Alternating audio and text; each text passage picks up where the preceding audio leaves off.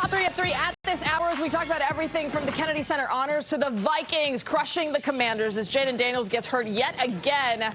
What that means for Sunday against the Giants, a divisional rival, but also for the remainder of the season. But right now, let's kick it off with the big story of the day, and that, of course, first on Fox 5, the nation's capital will soon need a new head of police. Chief Pamela Smith says she's stepping down at the end of the year, but she said she's confident the police force is in a strong position and that great work will continue.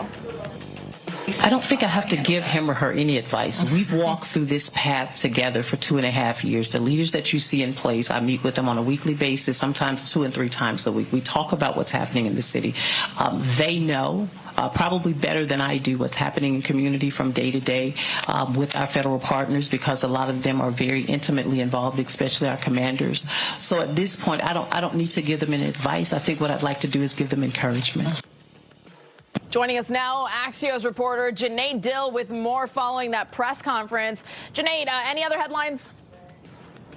Well, yeah, so Pamela Smith is resigning, and this is a quick turnaround for a police chief in D.C. Usually, they serve a few years longer. She served for 2.5 years. Kathy Lanier was around for 9 years. Her predecessor, Peter Newsham, 4 years. But what made her term very different was just the pressure cooker that Pamela Smith was under. She took over the department when homicides were at a 26-year high, and then over the summer, this past summer, President Trump temporarily took over the department. It was unclear maybe who was even in charge for some time. On top of that, the DOJ and House Republicans are investigating MPD over allegations of manipulated crime data. I spoke to the chief. She told me she would never instruct anyone to falsify crime data, but that's an investigation still continuing. We know there's one police commander on leave. She did not specify if anyone else was on leave. But a very eventful 2.5 years. Crime is down now, but there are challenges to remain. That challenges remain. And now we're looking at who might be the interim. Yeah, right, a look ahead. And before we do that, Janae, you talk about someone who retired from the U.S. Park Police and then was picked up by the mayor, by D.C. Mayor Muriel Bowser, and put in charge of this department. To your point, it seemed as though, I'm not going to call it an easy job, because certainly being the chief of police in D.C. is never easy. But then with the new administration and everything you just laid out, really made it difficult. And two things that stood out to me as someone who, as we've been following this for some years here, crime in D.C., she was nowhere to be found on the day that the 2 National Guardsmen were gunned down. That was the day before Thanksgiving. And today in that interview with Steve Chenevy, she said that it was over Thanksgiving that she realized that she needed to be and spend some time at home. And I'm curious if at all this decision was actually made before that. And that's why she wasn't around for that big conference, for the big day when 2 people, National Guards members, were shot just outside of the White House, one of them murdered. Yeah, there's been criticism, and other media reporters I know have been critical of her for not being out in front of cameras and answering reporters' questions, not just in that instance, in other instances as well. The Park Police, a very different organization, less camera. Like police chiefs are, the Park Police don't really talk to reporters as much. MPD is really a front-facing, public-facing job where chiefs have to communicate directly. There have been complaints internally in MPD about that. Outside in the community as well. She also told me she went to her hometown in Arkansas over Thanksgiving, and that was apparently the discussion there with her family and relatives led her to, or maybe, shored up her reason to step away at the end of the year. Not sure on the timeline there exactly, but. Right, and then you bring up the Oversight Committee, which we don't know what this is going to bring, but we do know that every commander from D.C. Police was subpoenaed, was asked to give witness testimony under oath before Congress, and with the allegations, which are incredibly serious and are under investigation by the Department of Justice, it may be wise right now in the last year for Mayor Bowser to kind of everyone say goodbye, at least on copacetic terms. We'll see what happens. But Janae, I'm curious about moving forward, because when we play some video of Pamela Smith here, and maybe we can pop it up again, there's someone that's standing right behind her there. That's one of the executive assistant chiefs. That's Jeffrey Carroll. Any sense if he's going to be interim police chief here, or who is going to head this department until there's a replacement that's found that I imagine will be a nationwide search? That's a great question, and I know you have sources in the police department as well. That is a name that I also heard in city government talked about as a potential. One thing that's interesting is I think the next chief will need to be someone who can manage up the federal relations, because that's been such a big part of being a police chief right now in D.C., how to work with the Trump administration, and someone who can diplomatically navigate that might be high up on the list of tasks for the next police chief. And yeah, like, we're still waiting for the mayor's office to decide. Internally, it does seem like it's going to be an internal pick, not some kind of national search for this one. For this new chief? Yeah, that's the sense I'm getting. There's only a year left in the mayor's term. I don't think they're going to embark on a national search. It looks like someone internal is going to be picked, but I guess we do have to wait and see for the final decision. All right, we'll wait and see. Certainly, as you said, it's the last year there for the mayor's term, and I imagine that she wants to make sure that this goes seamlessly as she makes her exit there from D.C. government. Junaid, thanks for the update. We appreciate it.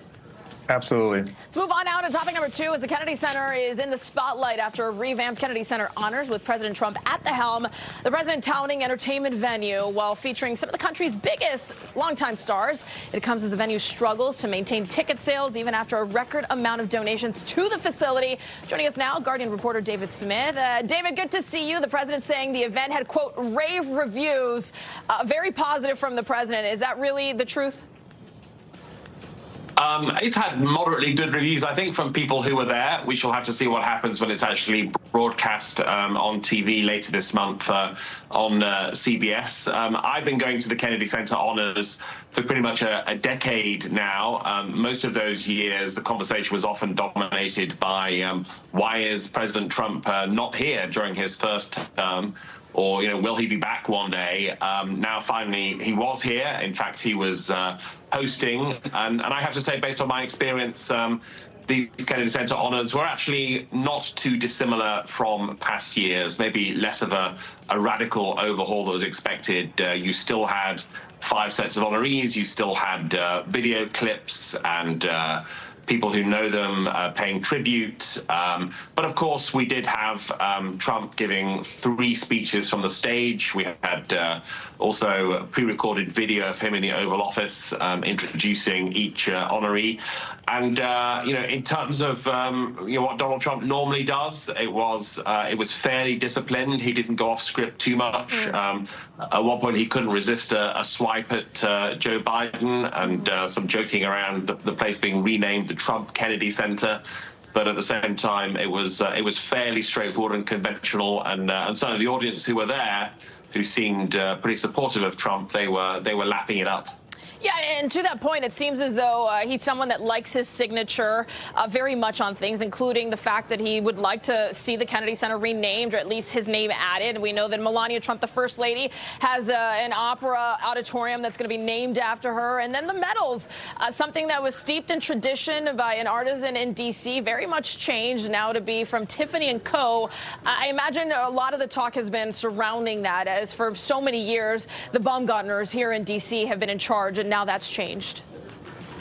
Yeah, he was certainly putting his stamp on it, and every year you would always see these honorees with that very distinctive rainbow-colored ribbon around their neck, and that was gone this time. And yes, the Kennedy Center honors medallion had changed, and certainly Trump walks the red carpet. That's something we've not seen past presidents do at these honors, and he was asked these questions about renaming the center. He said that's not up to him, it'll be somebody else. He joked about it later. He certainly talked a lot about renovating the Kennedy Center, claimed that it had been falling apart until he took over. I think there are many predecessors who would dispute that. It was a night that really crystallized what we've seen this year in terms of Donald Trump putting his stamp on Washington, D.C., not just the Kennedy Center, but that massive renovation of the White House, other architectural plans, and there are some who argue, he doesn't have to run for re-election again. Instead, he's running for his historical legacy. Yeah, David, of course, as you say there, and we know that George Strait, Kiss, Michael Crawford, Gloria Gaynor, and Sylvester Stallone, those honored, and of course that will be airing on television for people who want to see the entire show. We appreciate the insight and, of course, your long road of having covered the Kennedy Center honors. Thank you. Thank you. All right, back in the zone here, a multi-day competency hearing for Catherine Hoggle, the 38-year-old mother now facing murder charges in the 2014 disappearance of her two children. A forensic psychiatrist appointed by a circuit court judge says Catherine Hoggle remains incompetent to stand trial. Montgomery County prosecutors trying to prove recent phone calls from her mother and text messages with the children's father. Their current wife proved that Hoggle is actually competent. Joining us now is criminal defense attorney Joseph Tully. Joseph, this has been, as you know, a back and forth here. This all started in 2014. Sadly, we still know nothing about what happened to these children, where, in fact, they may be. At this point, the government believes that this woman killed her own kids. And yet you've got two very different stories as to her mental competency here. How do judges really work around this?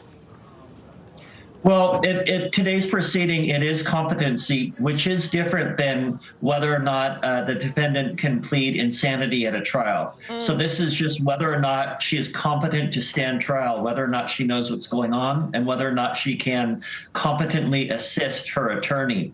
And actually, the bar for this is very, very low. Essentially, as long as someone who's facing charges can say, can answer the questions about what is a judge. Judge is like a referee. What is a prosecutor? The prosecutor is there to put me in jail. What's a defense attorney? The defense attorney's there to help me. If somebody can answer those three questions, regardless of anything else going on, they're generally determined to be held competent for trial, and then they could go to trial and stand charges. She was diagnosed with schizophrenia, and there have been many competency hearings, or at least several throughout the years, to try and take this to trial. Clearly, the father of these children, his kids as well, he wants this to go to trial. He wants her to be, at least justice to be served to some degree. The government believes that she's competent here. How successful could this defense be?